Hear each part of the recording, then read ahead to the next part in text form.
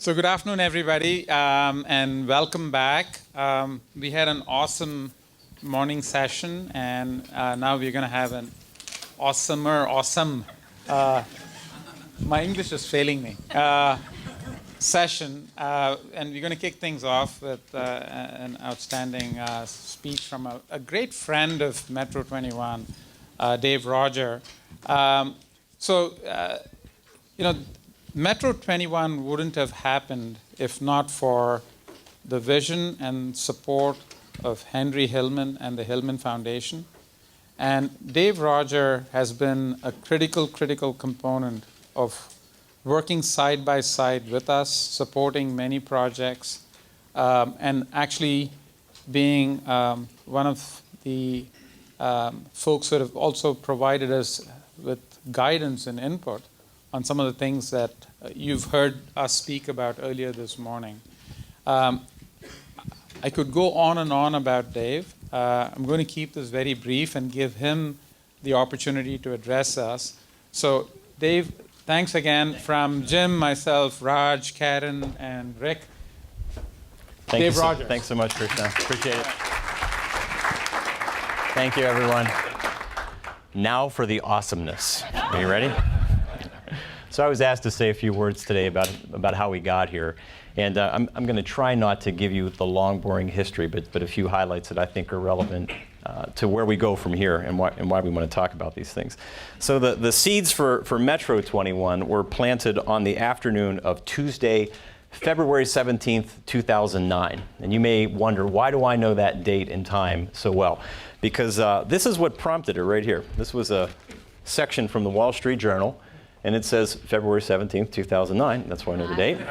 And I know it was 10 o'clock because around 10 o'clock in the morning was when Henry would arrive at the office, and he'd call, and Henry had a deep voice if you knew him, and he would say, "Oh, Dave, do you have a few minutes to come over?" So I went over to Henry's office, and he's got this sitting in front of him, and he said, "You know, I've been thinking a lot about all of these assets we have in Pittsburgh, and we have these amazing universities and a lot of smart people, and we have these interesting urban problems, right, mainly around infrastructure. Specifically, the intersection of Morewood and Forbes, which he drove through every day on his way to and from the office. And he always hated sitting at that traffic light when there was no one else around." So soon the conversation turned to that traffic light. And he said, "I wonder if this technology could help me get home faster." Because Henry's life consisted of thinking and strategizing. And the more time he could spend thinking and strategizing, the happier he was. And when he was sitting in traffic, he wasn't doing that.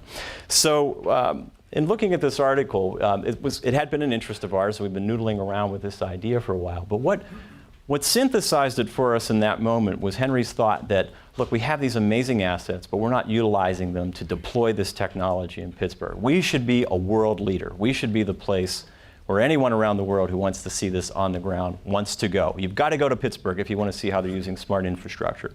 So that's really how it started. And the next thing that happened, again, I'm going to spare you the history because Rick has done a wonderful job writing in a case study, so you should read the case study and it'll be accurate.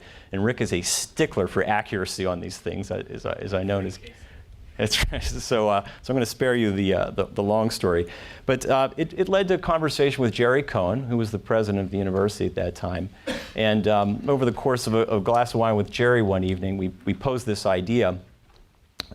Is there a possibility for an initiative that could pull these assets together? And the reason we called Jerry was in doing our own background research, we realized that CMU had everything that you needed to launch this. You had policy, which we actually started with policy. We didn't start with the technology. But when you unpack the technology, you were working on automated vehicles. You had people like Raj who'd been at this for 20 years already. You were in artificial intelligence. You had a strong engineering department. And you had this cross-departmental, interdisciplinary way of doing things, and you make stuff, and you teach people how to make stuff. So I'm not going to single you out, Steve, don't worry. So by combining these assets, we thought this is really a way to distinguish this city, this university, and a community of people who can come together to solve real-world problems. So it wasn't very long that Jared encouraged me to come to the campus and start meeting some of the research faculty who would ultimately work on this. That's when I met Jim Garrett, who was before he became dean. And this room is filled with people whom I should name that I met on that day. But at the time, Rick McCullough was the VP of Research, and Rick had walked me around the campus, made all the introductions. And on the way out, Rick said, you know, I'm convinced we have something here. He said, do you think you could put a little seed money into this project, which we agreed to do. It became clear that this was going to spiral into something a lot larger. We had a conversation internally about how do we make this work. I couldn't manage it. I was already spending a good bit of time on it.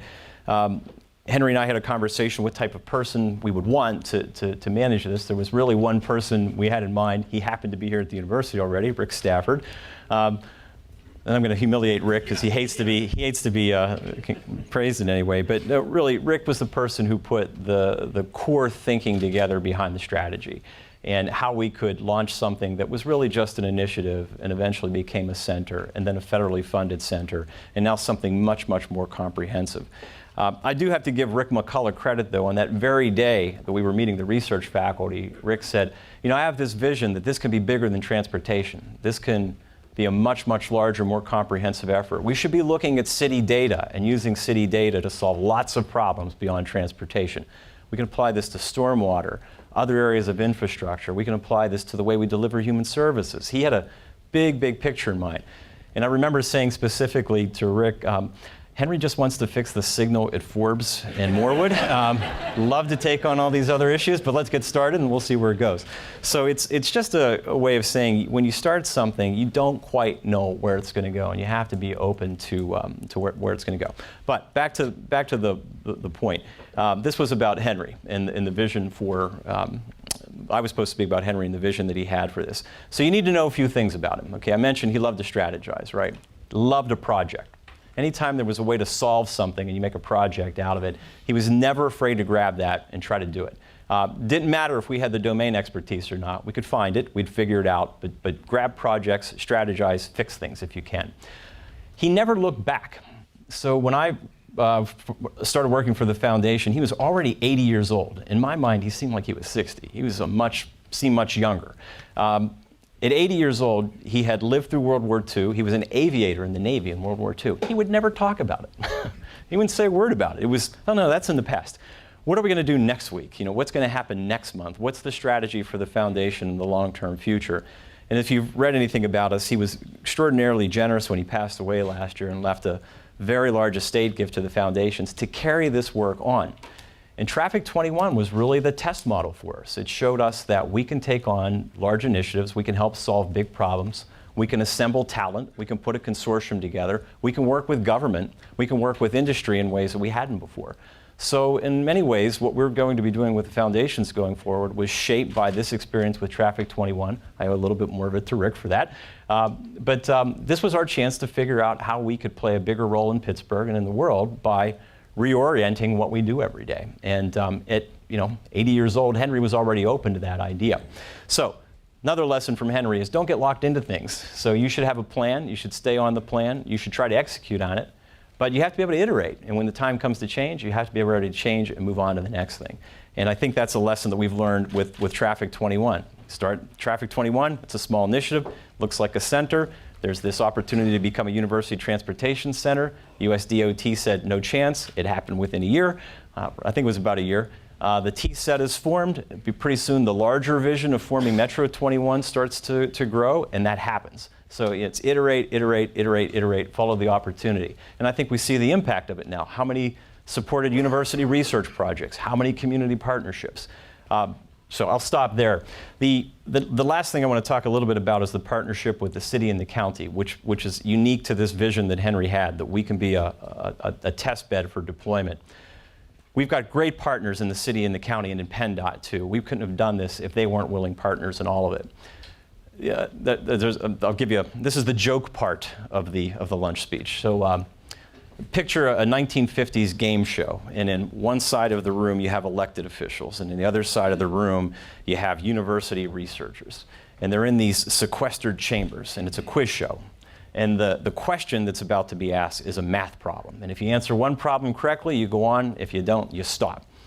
So the first problem, the host says, again, the two sides can't hear each other. He says, the problem is, what is the sum of 5 plus 5? Bang! The university research chamber goes off. The answer is 10. Correct. Then there's a long, awkward silence. The clock's ticking. Eventually the buzzer sounds. And the host says, well, elected officials, do you have an answer? And the elected officials say, we think that the answer is somewhere between 9.5 and 10.5. Which is correct, right? So the point is that there are different ways of looking at problems, right? You come to it as a researcher with a certain mindset. Elected officials look at it a little bit differently. They have to. But by combining the skill sets and thinking through problems and working together and kind of hammering it out, things happen. We wouldn't have had a signal pilot with SureTrack at the intersection in front of the Target store in East Liberty if it hadn't been for the ability to work through these issues. The first answer was no. The second answer was, well, how would it work? And then it was no. And then the third answer was, I think maybe no a third time. And then you work through it, and eventually things happen, and you have a pilot, and it works. And now you have a company formed out of it. So it's this idea that you can keep iterating on ideas. You can't do it alone. You have to have this combination of these community resources, the university research, willing government partners, some funding support, and a lot of corporate partners along the way too. That was Henry's vision for this, and I think we've more than accomplished it. So what I see happening with Metro21 is we have this wonderful platform to keep building upon. Hopefully it's going to grow, there'll be more opportunity, and we're going to expand in other areas that we're not currently in right now. It's a perfect moment to launch this. So it's great to have Karen here. There are 1 million people in this room I should thank for all of the hard work that they've put into Traffic 21, starting with Raj and with Rick. Krishnan and Jim, you guys were there from the very beginning and helped us frame and shape this. But Karen, it's in good hands right now. From here on with Stan and with Chris, you've got this great team together. I can't imagine a better place to launch forward from here. Finally, just want to thank Farnham for his support. The university has been an incredible partner, and Farnham has taken a particular interest in Metro21. So that's how we got here. I hope there are a few lessons to be learned going forward, and thank you.